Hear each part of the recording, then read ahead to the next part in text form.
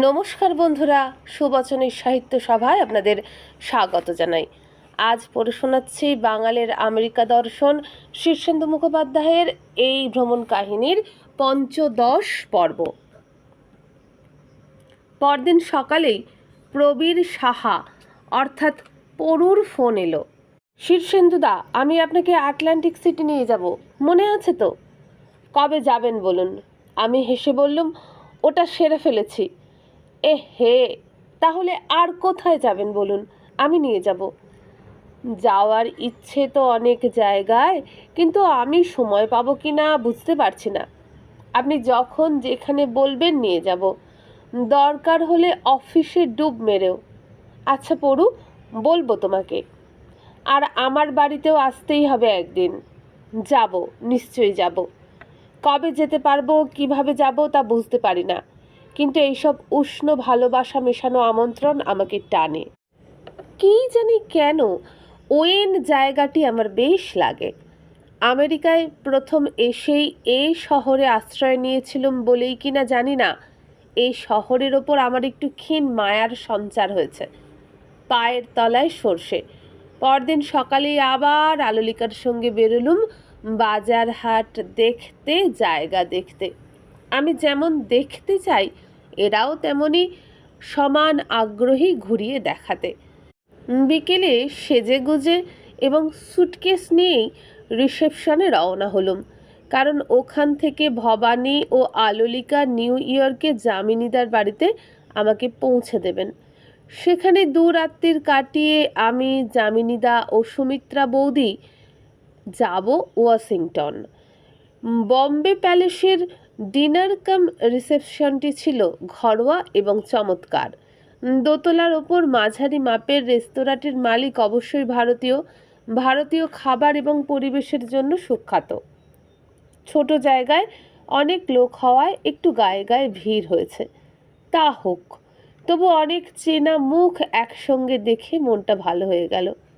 বাংলাদেশের ওয়াহেদুল হক নিরামিষাশী দেখে চমৎকৃত হলুম। বললুম, আপনি নিরামিষ খান কেন? জন্মেও আমিষ খাই নাই, ভালো লাগে না। ছোট্ট একটি সুন্দর অনুষ্ঠানে কর্মকর্তারা উপহার দিলেন একটি স্মারক। অনুষ্ঠানের পর জমাট আড্ডা, গল্পে গল্পে রাত হয়ে গেল। ভবানী আর আলোলিকা আমাকে যামিনীদার বাড়িতে পৌঁছে দিয়ে ফের ওয়েনে ফিরবেন। আরও রাত হলে তাঁদের বিপন্ন করা হবে, সুতরাং অনিচ্ছার সঙ্গেই আড্ডা ভেঙে চলে আসতে হলো। ব্রুকলিন জায়গাটির বিশেষ সুনাম নেই। কালো গুন্ডা ও ছিনতাইবাজদের উৎপাত বিশেষভাবে রয়েছে এই অঞ্চলে। আছে স্লাম আর ডক এরিয়া, নানা চোরাই চালানের ব্যবসা। ব্রুকলিনের নাম শুনলেই অনেকে নাক সিটকোন, তা বলে গোটা এলাকাটাই কিন্তু এরকম নয়। ব্রুকলিনও বিশাল জায়গা, সেখানেও নিশ্চিত ভদ্রজনের বসবাস আছে। যামিনীতে যেখানটায় থাকেন সেখানে সাবওয়ের টার্মিনাল আছে, কাজেই কাছেই আছে জাহাজ ঘাটা। আর তাদের অ্যাপার্টমেন্ট হাউসের উল্টো দিকেই বিশাল বৃক্ষশোভিত সবুজ ঘাসওয়ালা একখানা পার্ক। আমেরিকার অ্যাপার্টমেন্ট হাউসগুলি সম্পর্কে একটু কৌতূহল ছিল। যারা ফ্ল্যাট বাড়িতে থাকে তারা কেমন হয়, কীরকম সব ব্যবস্থা সেখানে। ব্রুকলিনে যামিনী তাদের বাড়িতে অর্থাৎ ফ্ল্যাটে থাকার সুবাদে সেটা জানা হয়ে গেল। অন্যান্য অ্যাপার্টমেন্ট হাউসের ব্যবস্থা কীরকম জানি না, তবে যামিনী তাদের ফ্ল্যাট বাড়িতে কোনো দারোয়ান নেই। একতলায় ঢুকতেই সামনে বন্ধ কাঁচের দরজা, সেটি ঠেলে ঢুকে যাবেন সে উপায় নেই। দরজার পাশেই দেওয়ালের গায়ে একটি প্যানেল রয়েছে, তাতে প্রত্যেক ফ্ল্যাটের নম্বর লেখা, বোতাম ও ফ্ল্যাটের বাসিন্দার নাম লেখা। যার ফ্ল্যাটে যাবেন তার নামের পাশের বোতামটি টিপুন। যদি অ্যাপয়েন্টমেন্ট থাকে তবে তিনি ওপর থেকে রিলিজ বাটনটি টিপবেন এবং দরজা খুলে যাবে। কিন্তু খবরদার, ভুল করে যেন অন্য বোতামে আঙুল ছোঁয়াবেন না। আমেরিকানরা প্রাইভেসি ভালোবাসে এবং অ্যাপয়েন্টমেন্ট ছাড়া কারো আসা পছন্দ করে না। একজন প্রবীণ বাঙালি তার নাতিকে নিয়ে এক আত্মীয়ের বাড়ি গিয়ে বড্ড বিপাকে পড়েছিলেন। তিনি অবশ্য ভুল করেননি, ঠিক বোতামই টিপেছিলেন, কিন্তু তার খুদে নাতিটি দাদুর দেখা দেখি আরেকটি বোতাম টিপে দিয়েছিল। ফলে দুটো হুমদো সাহেব নেমে এসে সেই বৃদ্ধ ভদ্রলোককে যৎপরনাস্তি অপমান করেন। You are stupid, you are stupid বলে এমন উত্তেজনা প্রকাশ করেন যে বৃদ্ধ ভদ্রলোক কাঁদো কাঁদো। তার নিজের মুখেই ঘটনাটি শুনেছিলাম। উনি বললেন, দেখুন, আমাদের দেশে ভুল করে অন্য বাড়িতে হাজির হলেও তো কেউ কিছু মনে করে না। এই দেশটা এরকম কেন বলুন তো? অনেক কাল আগে একবার বন্ধু দিব্যেন্দু পালিতের বাড়ি যেতে গিয়ে আমাকে ঘোর বিপদে পড়তে হয়েছিল। দিব্যেন্দু তখন হাজরা পার্কের কাছে একটা ঘর ভাড়া করে থাকে। সেখানে যেতে গিয়ে এক দুপুরে অন্য একটা বাড়ির কড়া নেড়েছিলাম। এক পাগলাটে রাগী ধরনের বৃদ্ধ আমাকে ডেকে ঘরে বসিয়ে বিস্তর জেরা করে এমন এক অবস্থার সৃষ্টি করেন যে আমি মূর্তিমান ডাকাত হয়ে যেন তার বাড়িতে ঢুকেছে। লোকজন ডাকাডাকি করে এনেছিলেন, তবে তাঁরা কাণ্ডজ্ঞান না হারিয়ে ব্যাপারটা বুঝে আমাকে রেহাই দেন। কিন্তু এই ঘটনা কলকাতায় বিরল। সাধারণত বাড়িতে যদি ভুল করে ঢুকে পড়েন তবে হেনস্থা হওয়ার কারণ নেই। আমেরিকায় ঢোকা দূরস্থান, বেল বাজালেও বিপদের সম্ভাবনা আছে। তবে এ বাবদে তাদের দোষ দিয়ে লাভ নেই। এইসব অ্যাপার্টমেন্ট হাউসে চমকপ্রদ ইলেকট্রনিক ব্যবস্থাদি থাকা সত্ত্বেও কিন্তু চুরি, ডাকাতি, খুন, জখম যখন তখন হয়। অ্যাপার্টমেন্ট হাউসগুলোয় আমাদের দেশের মতো বহু মানুষ থাকে না। একটা ফ্ল্যাটে একজন, দুজন বা আড়াইজন মানুষ। তারাও বেশিরভাগ সময়ই বাইরে কাটায় কাজে। ফলে জনবিরল এই সমস্ত ফ্ল্যাট বাড়ি খুনে, গুন্ডা, লুটেরাদের লক্ষ্যস্থল হয়ে দাঁড়ায় প্রায়ই। ফলে ফ্ল্যাটের বাসিন্দাদের অনুপ্রবেশকারীদের সম্পর্কে স্থায়ী ভীতি থাকতেই পারে। ভুললে চলবে না, এ হলো কুখ্যাত ব্রুকলিন। ভবানী যামিনীদার নামের পাশের বোতামটি টিপতেই ঝড়াক করে কাঁচের দরজার ক্যাচ আলগা হয়ে গেল। সামনের ফাঁকা ল্যান্ডিং পার হয়ে লিফটে উঠে তিনজনে গেলুম। লিফট, করিডোর সবই শুনশান নির্জন। যামিনীদারা থাকেন 8 তলায়, সেখানকারও করিডোর ফাঁকা। ডোর বেল টিপতেই বৌদি দরজা খুলে হাসি মুখে দাঁড়ালেন সামনে। ঘড়িতে দেখলুম রাত 11টা। এত রাতে অতিথি এলে গেরস্তের মুখে হাসি থাকার কথা নয়। তবে কিনা আমি তিথি না মানা অতিথি নই। যামিনীদা আর বৌদির সাদর আমন্ত্রণেই আসা। আর যামিনী মুখার্জি হচ্ছেন সেই লোক যিনি সারা রাত জেগে কবিতা পড়তে বা আড্ডা মারতে পারাটাকেই একমাত্র এন্টারটেনমেন্ট বলে মনে করেন।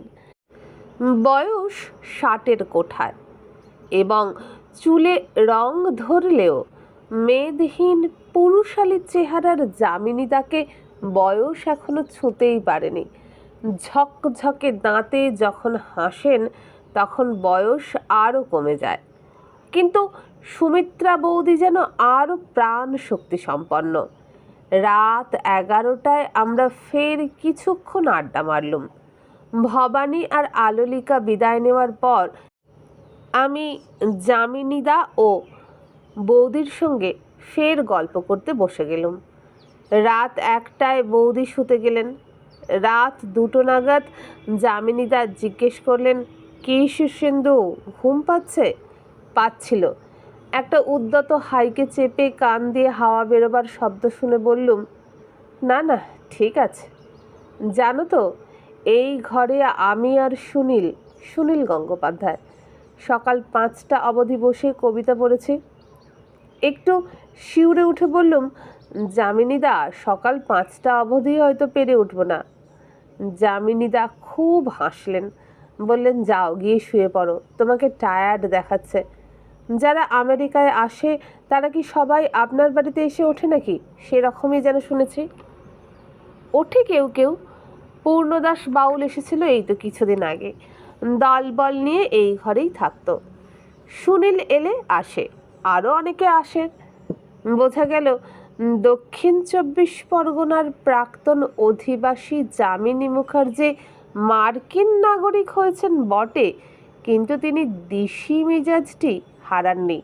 তাঁর ফ্ল্যাটটি যদিও মার্কিন ধাঁচে এবং বাহুল্যে সুসজ্জিত এবং যথেষ্ট সাহেবিয়ানাও আছে, তবু এই ফ্ল্যাটের মানুষ কিন্তু আদ্যন্ত বাঙালি। যামিনীদা একটু বেশি বয়সেই দেশ ছেড়ে আমেরিকায় পাড়ি দিয়েছিলেন এবং খানিকটা আকস্মিকভাবেই। এর আগে তিনি রাজনীতিও করতেন। আমেরিকার ঐশ্বর্য, দ্রষ্টব্য বা জীবনযাত্রার প্রতি তার আকর্ষণ কম। তাকে টানে museum, art offbeat, theatre, সেই সব নিয়েই ঘন্টার পর ঘন্টা কথা বলতে ভালোবাসেন। তাঁর বাইরের ঘরে গুটি তিনেক আধুনিক শিল্পের রিপ্রিন্ট রয়েছে দেওয়ালে টাঙানো। যামিনীদা কাজ করেন ইউনিয়নে। সেটা কী ধরনের চাকরি তা আমি অনেকটা শুনেও বুঝতে পারিনি, কিন্তু চাকরি নিশ্চয়ই ভালো। ঘরদরে সম্পন্নতার নির্ভুল ছাপ রয়েছে। তার ছোট ছেলে, পাঞ্জাবি স্ত্রী ও ফুটফুটে এক বাচ্চা নিয়ে এই বাড়িতেই আর একটি ফ্ল্যাটে থাকে। বড় ছেলে ওয়াশিংটনে সদ্য বাড়ি কিনেছে, আমরা তার বাড়িতেই যাব। যামিনীদা মোটামুটি সপরিবারে আমেরিকাতেই স্থায়ী হলেন। রাত 3টে নাগাদ শুতে গেলুম। যে ঘরটি আমাকে দেওয়া হলো তা একটি কোণের ঘর। দুদিকে কাঁচে আটা সারসি দিয়ে নিউ ইয়র্কের অফুরান আকাশ রেখা দেখা যায়। একটা শহুরে দৃশ্য রাতের আলোয় যে কি সুন্দর হতে পারে। রাত 3টে, ঘুম চোখেও মুগ্ধ হয়ে চেয়ে রইলুম অনেকক্ষণ, তারপর ঘুমলুম।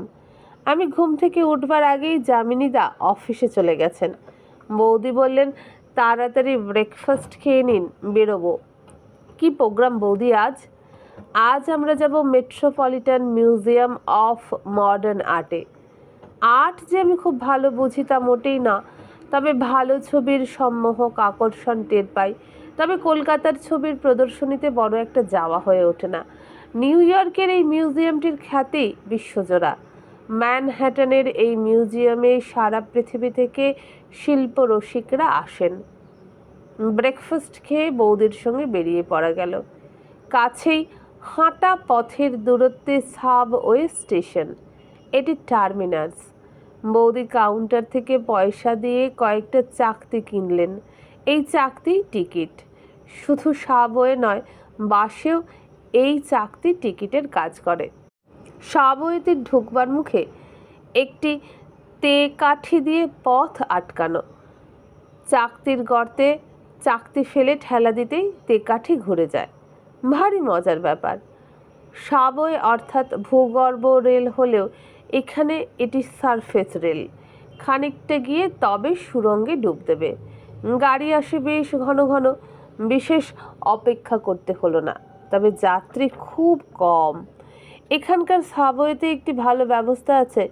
যাত্রীরা ট্রেনে উঠতে না পারলে বোতাম টিপে গাড়ি থামাতে পারেন।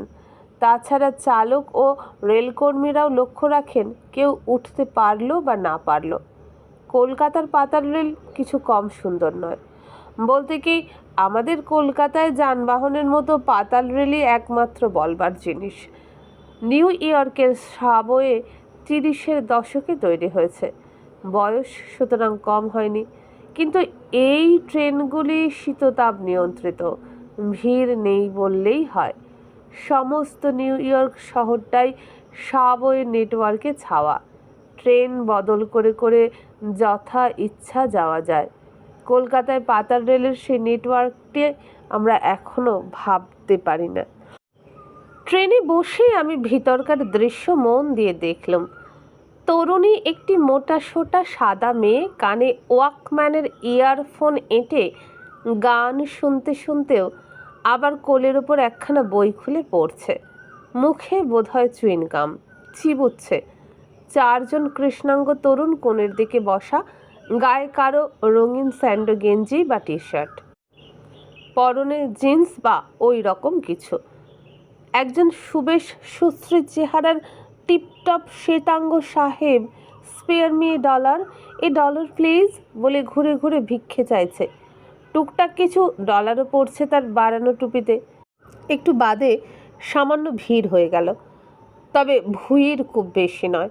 3 জন ওঠে তো 2 জন নেমে যায়। বৌদি বললেন, এসব সাবওয়ে কিন্তু বিপজ্জনক, মাঝে মাঝে মাগিং হয়, কিন্তু লোকজন তো থাকে। এখানে মাগিং হলে কেউ আপনাকে সাহায্য করতে এগিয়ে আসবে না। মনে রাখবেন, নিউ ইয়র্কের দায়িত্ব হলো যার যার, তার তার। আমাদের কল্যাণ রায়ও বলেছিল বটে এরকম। তার স্ত্রী আমেরিকান। গর্ভবতী অবস্থায় সে একবার সাবওয়েতে যাওয়ার সময় 4 জন কালো ছোকরা তার পেটের ওপর ছুরি ধরে সব কিছু কেড়ে নেয় সকলের চোখের সামনেই। নিউ ইয়র্ক বসবাসের পক্ষে নিরাপদ নয় জেনে কল্যাণ নিউ জার্সিতে নতুন চাকরি নিয়ে চলে গেছে। তবে নিউ ইয়র্কে বসবাস করার ভালো মন্দ দুটো দিকই আছে। পৃথিবীতে এত গমগমে, সদা চঞ্চল, সদা জাগ্রত, সদা বহমান শহর তো আর নেই। এখানে সারা দিন রাত 24 ঘন্টাই চলে সাবওয়ে এবং বাস। কোনো কোনো দোকান 12 মাস 24 ঘন্টাই খোলা থাকে। এর আলোকসজ্জা, জাঁকজমক, নাগরিক সুবিধেরও কোনো তুলনা নেই। আর নিউ ইয়র্কের অন্ধকার দিকও আছে। গুন্ডামি, রাহাজানি, ড্রাগস, খুন, জখম, বিকৃত যৌন ব্যভিচার, সব মিলিয়ে দেখলে নিউ ইয়র্ক এক অদ্ভুত শহর। পৃথিবীর শ্রেষ্ঠ মিউজিয়াম, সেরা থিয়েটার, সংস্কৃতির চর্চা যেমন একদিকে রয়েছে, অন্যদিকে তেমনি চলেছে নানা পাপ ও পঙ্কিলতা। নিউ ইয়র্কের অন্ধকার দিকটা আমার দেখার বাসনা নেই, তাতে বিপদে পড়ার সম্ভাবনা আছে। প্রবাসের দৈবের বশে জীবতারা খসাতে আমি রাজি নই, কিন্তু এই শহরে চোখ কান খোলা রেখে ঘোরাঘুরি করলে যথেষ্ট জ্ঞানবান হওয়ার সম্ভাবনা সমধিক। আমরা বার 2 গাড়ি বদল করে ম্যানহাটনে পৌঁছালাম। নির্দিষ্ট স্টেশনে নেমে হাঁটতে হাঁটতে চলে এলুম মিউজিয়ামে। পাশেই অতিকায় এক পার্ক, সামনে চওড়া রাস্তা। বিশাল মিউজিয়াম ভবনটি তাকিয়ে দেখার মতো। আগেই বলেছি, আমেরিকায় ডলার না খসিয়ে কোথাও ঢোকবার উপায় নেই। মিউজিয়ামে ঢুকতেও আমাদের টিকিট কাটতে হলো। ভিতরটা আগা 5 তলা, শীততাপ নিয়ন্ত্রিত। ঢুকতেই পেয়ে যাবেন বিনা পয়সার গোটা মিউজিয়ামের ছাপানো গাইড পুস্তিকা, নানা রকম ব্রশিওর। আমি ব্যক্তিগত সঞ্চয়ের জন্য কিছু নিয়ে নিলাম। ছবির সমস্ত নই বটে, কিন্তু কিছুক্ষণ পরেই আমি রং বেরঙের ছবির রাজ্যে সম্পূর্ণ হারিয়ে গেলুম। কত দুষ্প্রাপ্য ও মহার্ঘ শিল্পকর্ম এরা কত কোটি ডলারে কিনেছে এবং আর কত কোটি ডলার খরচ করে তা সাজিয়ে রেখেছে, তা চোখে না দেখলে বিশ্বাস হয় না। মার্কিন ধনতান্ত্রিকতার এটা একটা মস্ত অস্তিবাচক দিক। এরা ভালো জিনিসের কদর জানে, আর জানে বিজ্ঞানসম্মত রক্ষণাবেক্ষণ। নিউ ইয়র্কের মেট্রোপলিটন মিউজিয়াম যারা দেখেছেন তারাই জানেন কি অমূল্য সম্পদ কতখানি জায়গা জুড়ে সাজিয়ে রাখা হয়েছে। ঘুরে ঘুরে মন দিয়ে দেখতে বেশ কয়েকদিন লেগে যাওয়ার কথা। আমাদের কলকাতার জাদুঘর এর তুলনায় কতটুকু? অনেক শিল্পীকে দেখা যাচ্ছে বিভিন্ন মাস্টারপিসের সামনে বসে ইজেল খাটিয়ে মন দিয়ে কপি করছে। রাফায়েল, টিনিসিয়ান, ভিঞ্চির সামনেই ভিড় কিছু বেশি। মাত্র কয়েকদিন আগে শিকাগোর একটি আর্ট মিউজিয়াম পুরো ছাই হয়ে গেছে। না জানি সেখানে আরও কত নামি দামি ছবি ছিল। আমেরিকায় আগুন লাগার ঘটনা কিন্তু আকছার ঘটে থাকে। এদের ফ্লোরিং হয় কাঠ দিয়ে। যদিও কাঠের তলায় সিমেন্ট বা কংক্রিটের ফ্লোরিং থাকে, তবে ওপরের ওই কাঠের ফ্লোরিং বা কাঠের প্যানেলিং অতিশয় দাহ্য বস্তু। সে কারণেই কিনা জানি না আগুন লাগলে তা দ্রুত অপ্রতিরোধ্য হয়ে ওঠে। দমকল এখানে সদা সতর্ক ও সদা ব্যস্ত। বড় বড় রাস্তায় দমকলের গাড়ির জন্য ফায়ার লেন আছে। দমকলের গাড়ির সংকেত পেলেই অন্যান্য গাড়ি ফায়ার লেন ছেড়ে অন্য লেনে সরে যায়। আগুনের ভয় সর্বদা ও সতত রয়েছে বলে এই অগ্রিম ব্যবস্থা। কাঠের ব্যবহার এদেশে ব্যাপক। এত সুন্দর দেশ, তবু রাস্তায় কাঠের খুঁটিতে কেন যে এরা টেলিফোন বা ইলেকট্রিকের তার খাটায় সেটার ব্যাখ্যাও সন্তোষজনকভাবে পাইনি। ব্যাপারটা নয়ন সুখকর তো নয়। ঘণ্টা চারেক বোধ হয় বৌদি আর আমি মিউজিয়াম দেখে মোটামুটি একটা ঝটিকা দেখা সেরে নিচে নামলুম খাওয়ার জন্য। বেশ বড় বড় ক্যান্টিন রয়েছে মিউজিয়ামে। লাইন দিয়ে লোকেরা খাদ্যবস্তু নিচ্ছে কাউন্টার থেকে। আমার খাবার যথারীতি সীমাবদ্ধ। নিরামিষ 2-3টির বেশি পদ পাওয়া গেল না। তবে আমার তাতে ক্ষোভের কিছু নেই। স্বল্পাহার বা অনাহারে আমি বেশ পোক্ত। খোলা লবিতে বসে খাচ্ছি। সামনেই একটি কাউন্টারে বোধহয় সফট ড্রিঙ্কস সার্ভ করছে একজন বেয়ারা। তার চেহারা বড্ড বাঙালি বাঙালি, বেঁটে মোটাসোটা নিরীহ দর্শন। বৌদিকে বললুম, ও লোকটাকে কি বাঙালি বলে মনে হয়? হতে পারে, স্প্যানিশদের চেহারাও ওরকম হয়। কিছুক্ষণ বাদে লোকটি কাউন্টার ছেড়ে সোজা আমাদের টেবিলে চলে এলো এবং আমাকে পরিষ্কার বাংলায় জিজ্ঞেস করলো, দাদা কি বাংলাদেশি? আমি হেসে বললাম, কইতে পারেন। আমার দেশ ঢাকা, কলকাতায় থাকি। আপনি? আমিও ঢাকার। এখানে কি চাকরি করেন? আজ্ঞা, আমেরিকায় আছেন কতদিন? তা 5-6 বছর হইব। রিসেন্টলি সিটিজেনশিপ পাইয়া গেছি। সিটিজেনশিপ পাওয়ার ব্যাপারটা যে তার কাছে লটারি পাওয়ার মতো, তা তার মুখের আনন্দের ছটা দেখলেই বুঝতে পারলুম। আমেরিকায় যে সমস্ত অভিবাসী বাঙালি আছেন তাদের অধিকাংশই বাংলাদেশি।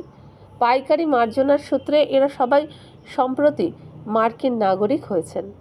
কারণ অনেকেরই বৈধ কাগজপত্র ছিল না।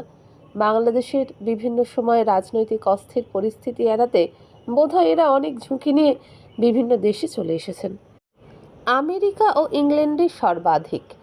এদের মধ্যে নিম্ন মধ্যবিত্ত এবং সাধারণ অশিক্ষিত মানুষের সংখ্যাই বেশি। জাহাজেও আছেন, আবার শিক্ষিত, উচ্চবিত্ত, বৈধ কাগজপত্রধারী মানুষও আছেন। কিন্তু বাংলাদেশিদের সংখ্যা যে বেশ বেশি তাতে সন্দেহ নেই। বাংলাদেশি বাঙালি আর পশ্চিমবঙ্গের বাঙালির মধ্যে তফাৎ কতটা তা আমরা, অর্থাৎ পূর্ববঙ্গ থেকে যারা এসেছি তারা অনুভব করি না খুব একটা। দেশ ভাগ হলেও আমাদের অভ্যন্তরের ভাগাভাগিটা তেমন হয়নি। অর্থাৎ ও দেশটা এখনো ততটা পরদেশ হয়ে যায়নি আমাদের কাছে। কিন্তু ইতিমধ্যে আমাদের অজান্তেই আমূল পাল্টেছে। পরবর্তী প্রজন্মের বাংলাদেশি এবং পশ্চিমবঙ্গীয়রা এসে গেছেন। এরা কিন্তু পরস্পরের দেশকে পরদেশ বলেই গ্রহণ করেছেন। তাই ও, আপনি ইন্ডিয়ান, এই কথাটা তারা অনায়াসে বলতে পারেন। লোকটি আমাদের সঙ্গে খানিকক্ষণ কথা বলে বিদায় নিলেন। তার ছুটি হয়ে গেছে, বাড়ি যাবেন। নিউ ইয়র্কে বাড়ি কিনেছেন, গাড়িও আছে। Happy man. ক্লান্ত পায়ে আমি আর বৌদি বেরিয়ে পড়লুম। শরীর ক্লান্ত হলেও আমার মন বা চোখের কোনো ক্লান্তি নেই। আমার চারদিক জুড়ে যে মহতী নগরের জীবনস্রোত বয়ে চলেছে, চারদিক জুড়ে যে অসামান্য নির্মাণ চাকচিক্য, তা যেন টনিকের মতো কাজ করে। আমি ক্লান্ত হলেও বৌদি নন। তাঁর মতো জীবনী শক্তি খুব কম মহিলারই দেখেছি। তিনি কেবলই বলেন, এটা দেখবেন না, ওটা যে দেখা হলো না। আমি মৃদু হেসে বলি, আপনার সঙ্গে পাল্লা দেওয়ার মতো স্ট্যামিনা আমার নেই বৌদি, আপনি নমস্য। আরে পারবেন, আর আপনারই বা দোষ কি? সেই এসে থেকে তো কম ঘোরাঘুরি হয়নি। চলুন বাড়ি গিয়ে একটু বিশ্রাম নিয়ে ফের বেরোনো যাবে। তাই হলো। বাড়ি ফিরে কিছুক্ষণ জিরিয়ে আবার বেরিয়ে পড়লুম। এতকাল পৃথিবীর উচ্চতম বাড়িটি ছিল এম্পায়ার স্টেট বিল্ডিং। তাকে হারিয়ে নিউ ইয়র্কের ম্যানহাটনেই তৈরি হলো জোড়া বাড়ি, ওয়ার্ল্ড ট্রেড সেন্টার। অবশ্য তাকেও পরাজিত করে শিকাগোতে মাথা তুলেছে সিয়ার্স টায়ার।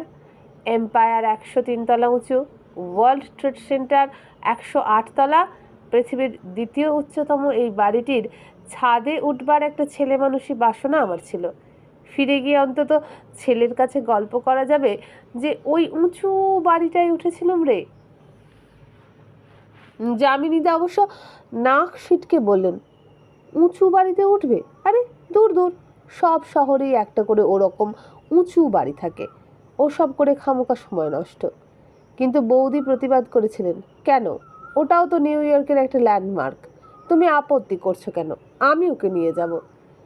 আমরা আবার সবয়ে ধরে খানিকটা হেঁটে পৌঁছে গেলুম সোজা বাড়ির সামনে। দূর থেকে বার কয়েক দেখেছে, কিন্তু কাছে এসে যখন উঁচুর দিকে চাইলুম তখন মনে হলো এই বোধহয় মানুষের হাতে করা জিনিসই নয়। এত উঁচু বানালো কি করে? মার্কিন স্থাপত্যবিদ্যা অন্যান্য দেশের চেয়ে কতদূর এগিয়ে আছে তা তাদের এই সমস্ত কীর্তি দেখলে খানিকটা অনুমান হয়। জোড়া বাড়ির একটিতে ওঠা অবশ্য নিষিদ্ধ, কারণ সেটিতে নানা রকম গুরুত্বপূর্ণ দফতর রয়েছে। অন্যটি সর্বসাধারণের জন্য খোলা। দুটো বাড়ির মাঝখানে মস্ত বাঁধানো একখানা দেখবার মতো চাতাল। সেই চাতালে ভাস্কর্য রয়েছে, অন্যান্য দ্রষ্টব্যও আছে। বাইরে থেকে বা দূর থেকে বাড়ি দুটিকেই দীর্ঘ দেখায়, প্রশস্ত দেখায় না। কিন্তু যখন অভ্যন্তরে প্রবেশ করলুম তখন তার লবির বিশালত্ব দেখে আন্দাজ হলো কতটা জায়গা নিয়ে এই বাড়িটা তৈরি। যথারীতি পরিচ্ছন্ন, চাকচিক্যময়, চোখ ধাঁধানো জৌলুস চারিদিকে। লিফটের কাছে মস্ত আঁকামাকা লাইনে দর্শনার্থীরা দাঁড়িয়ে, বেশিরভাগই ট্যুরিস্ট। ঘণ্টাখানেক লাইনে দাঁড়াতে হলো। ট্রেড সেন্টারের অতিকায় লিফট অনেক লোককে একসঙ্গে তুলতে পারে বটে, কিন্তু যে পরিমাণ লোক হয়েছে তাতে ভিড় সাফ করতে বহুবার তাকে ওঠা নামা করতে হবে বুঝতে পারলুম। অবশেষে আমাদের পালা এলো। টিকিট কেটে লিফটে ঢুকে পড়লুম। বেস থেকে 105 তলা অবধি উঠতে এই এক্সপ্রেস লিফটের সময় লাগে মাত্র 59 সেকেন্ড। ভাবা যায় না? লিফটের গায়ে নানা ভাষায় লেখা রয়েছে স্বাগত বাণী। তার মধ্যে বাংলা ভাষা দেখে চমৎকৃত হলুম। বৌদি বললেন, এই যে বাংলা দেখছেন এ হলো বাংলাদেশের সম্মানে। অন্তত একটি দেশ তো পৃথিবীতে আছে যার রাষ্ট্রভাষা বাংলা। সত্যিই তো, ভারতবর্ষে বাংলা নিতান্তই একটি অপ্রধান প্রাদেশিক ভাষা। সেখানে তার কোনো বিশেষ মর্যাদা নেই। পশ্চিমবঙ্গের ভাষা হিসাবে বাংলা ভাষার গৌরব নেই, কিন্তু বাংলাদেশের ভাষা হিসাবে তার একটা আন্তর্জাতিক স্বীকৃতি আছে। লিফট 105 তলা অবধি যায়, বাকি 3 তলা উঠতে হয় এসকেলেটরে। 105তম তলাটি দারুণ সুন্দর, কাঁচে মোড়া একটি অবজারভেটরি। এখানে জমজমাট দোকানপাট, ডেলিকেটেসেন বা রেস্তোরাঁ ইত্যাদি রয়েছে। কাঁচের মস্ত মস্ত সার্সের গা ঘেঁষে বসবার ব্যবস্থা আছে। অনেক লোক বসে আছে। হঠাৎ পরিষ্কার বাংলা কথা শুনে আমি আর বৌদি দাঁড়িয়ে গেলাম। দুটি 20-22 বছরের ছেলে বসে চুটিয়ে মাতৃভাষায় কথা বলছে। তাদের সঙ্গে একটু আলাপ করতে ইচ্ছে হয়েছিল, কিন্তু সময় কম। আমি আর বৌদি তাদের পিছনে দাঁড়িয়ে বাংলায় কথা বলছিলাম। তারা সঙ্গে সঙ্গে সাগ্রহে ফিরে আমাদের দেখল। হয়তো তাদেরও একটু ইচ্ছে হয়েছিল কথা বলতে। আমরা এসকেলেটরে গিয়ে ছাদে উঠলুম। হড় হড় করে উঠে এলুম ছাদে। ছাদ বলতে আমাদের বাড়ির ছাদ যেমন হয় তেমনটি নয়। রেলিংয়ের ধারে গিয়ে দাঁড়ানোর উপায় নেই। পাছে কারো ট্রেড সেন্টারের মাথা থেকে লাফিয়ে পড়ে অমর হওয়ার সাধ জাগে, তাই ছাদের ধার পর্যন্ত অনেকটা ছাড় রেখে একটা উঁচুতে আলাদা প্ল্যাটফর্ম তৈরি করা হয়েছে। এখানে দাঁড়ালে চারদিক উন্মুক্ত, অবারিত। গোটা নিউ ইয়র্ক এসে যায় চোখের সীমানায়। এই বিশাল ব্যাপ্ত নগরীর সৌন্দর্য যেন দ্বিগুণ হয়ে ওঠে। মুগ্ধ চোখে চেয়ে রইলুম। তারপর চারিদিক ঘুরে ঘুরে ম্যানহাটন, গভর্নমেন্ট আইল্যান্ড ইত্যাদি টোপোগ্রাফি চাক্ষুষ করতে লাগলাম। এত উঁচু থেকে সব কিছুকেই অবিশ্বাস্য ক্ষুদ্র কায় লাগে, যেন প্লেন থেকে দেখছি বলে মনে হয়। আধ ঘন্টা ছাদে ঘুরে ফের অবজারভেটরিতে নেমে এলাম। ছাদে বড্ড গরম ছিল। অত উঁচু ছাদেও কিন্তু বাতাস লাগছিল না শরীরে। 105 তলার শীততাপ নিয়ন্ত্রিত ঘরে এসে শরীর জোরালো। এখান থেকেও কিছু স্মারক কিনে নেওয়ার ইচ্ছে ছিল, কিন্তু এসব দর্শনীয় স্থানগুলিতে স্মারক বস্তুর দাম এরা এত বাড়িয়ে রাখে যে হাত দেওয়ার উপায় নেই। ঠান্ডা জল খানিকটা খেয়ে আবার লিফট ধরে নেমে এলাম। অক্লান্ত বৌদি বললেন, এবার কোথায় যাবেন বলুন? চলুন এমনিই একটু হাঁটি। সেটাই ভালো। বৌদির সঙ্গে খানিকটা উদ্দেশ্যবিহীনভাবে হাঁটতে লাগলাম। বৌদি নিউ ইয়র্ক চেনেন নিজের করতলের মতো, রাস্তাঘাট সব তার নখদর্পণে। যামিনীদা নিজস্ব চাকরি আর সাংস্কৃতিক চর্চায় ব্যস্ত থাকেন। বৌদির ওপরে গোটা সংসারের ভার, একা হাতে তিনি সব সামলান। বৌদি গাড়ি চালান বটে, কিন্তু নিউ ইয়র্ক দেখার পক্ষে নিজস্ব গাড়ি নিয়ে বেরোনোটা বোকামি। পার্কিংয়ের দারুণ অসুবিধা তো আছেই, তাছাড়া গাড়ি নিয়ে বেরোলে শহরটার শব্দ, গন্ধ, স্পর্শ যেন অধরা থেকে যায়। তার চেয়ে সাবওয়ে, বাস, হাঁটা এইসবই ভালো। কোন রাস্তা থেকে কোন রাস্তায় যাচ্ছি তার ধারা বিবরণী বৌদি দিয়ে যাচ্ছিলেন। কোথায় কি পাওয়া যায়, কোথায় কি দেখার আছে ইত্যাদিও। গরমে একটু কষ্ট হচ্ছিল বটে, কিন্তু বৌদির সঙ্গে এই পায়ে হেঁটে দেখে বেড়ানোটা একটা অবিস্মরণীয় অভিজ্ঞতা হয়ে রইল। নিউ ইয়র্কের অনেকখানি চিনলুম বটে, কিন্তু জানি ভুলে যেতেও দেরি হবে না। বন্ধুরা, এখানেই শেষ করলাম আজকের পর্ব। কেমন লাগলো জানাবেন অবশ্যই কমেন্ট করে। যদি ভালো লাগে একটা লাইক করবেন, বন্ধুদের সাথে ভিডিওটা বেশি বেশি শেয়ার করবেন। আর যদি এখনও আমার চ্যানেল সাবস্ক্রাইব করে না থাকেন, তাহলে আমার চ্যানেলটি সাবস্ক্রাইব করে আমার মনোবল বাড়াতে সাহায্য করবেন। আজকের মতো বিদায় নিলাম। নমস্কার।